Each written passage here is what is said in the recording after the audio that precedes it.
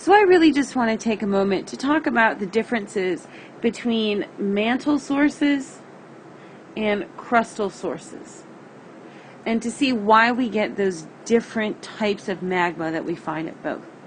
So remember, we got to go back to plate tectonics on this.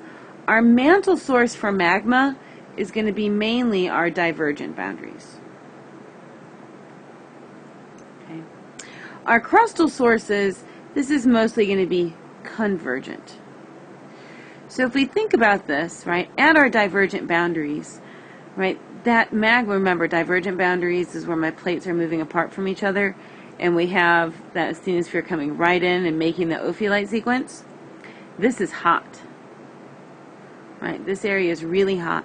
This magma that's coming up here does not have any time to cool off. Because it is hot, it can contain all of the iron and magnesium. So our mantle sources tend to be mafic. Now our crustal sources can totally vary.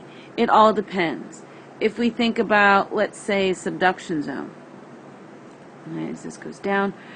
So as this material begins to melt, the first things that are going to be given off are silica and oxygen minerals. So it's going to initially be very felsic.